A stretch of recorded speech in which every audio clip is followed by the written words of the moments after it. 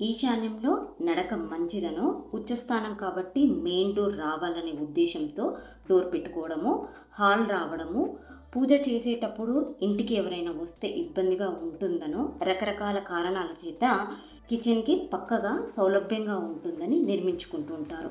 ఇంకా కొంతమంది చెప్తుంటారు నార్త్ ఈస్ట్ ఈశాన్యంలో కేవలం మెడిటేషన్ మాత్రమే చేసుకోవాలని, పూజ గది నిర్మించుకోవాల్సిన అవసరం లేదని. అది తప్పు. మెడిటేషన్ చేసుకోవచ్చు, కానీ పూజ గది నార్త్ ఈస్ట్ ఈశాన్యంలోనే ఉండాలని శాస్త్రవచనం. ఎందుకంటే నార్త్ ఈస్ట్ ఈశాన్యంలో దితి, శిఖి అనే ఇద్దరు దేవతలు ఉంటారు. వారు ఈ నార్త్ ఈస్ట్ ఈశాన్యాన్ని రూల్ చేస్తూ ఉంటారు. అలాగే నార్త్ ఈస్ట్లో వాస్తు పురుషుని తలభాగం ఉంటుంది. నార్త్ ఈస్ట్కి అధిపతులు గురువు, కేతువు. దిక్పాలకుడు ఈశ్వరుడు.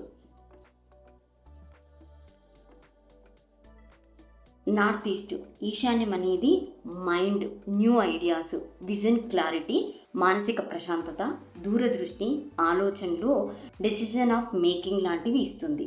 ఇది ఏమో మనకి ద్వంద్వ ఆలోచనలు, అంటే ఈ పని చెయ్యాలా వద్దా, ఈ నిర్ణయం మంచిదా కాదా, వెళ్ళాలా వెళ్ళకూడదా లాంటి రెండు ఆలోచనల నుండి బయటపడేసి సరైన ఆలోచనలు కలిగేలా చేస్తుంది. శిఖి ఏమో మన ఆలోచనలకి ఈశ్వర అనుగ్రహం కలిగేలా చేస్తుంది. ఎప్పుడైతే మన ఆలోచనలకు ఈశ్వర అనుగ్రహం కలుగుతుందో అది మన జీవితంలో ఖచ్చితంగా సక్సెస్ని ఇస్తుంది. కాబట్టి పూజ గది నార్త్ ఈస్ట్ ఈశాన్యంలోనే ఉండాలి.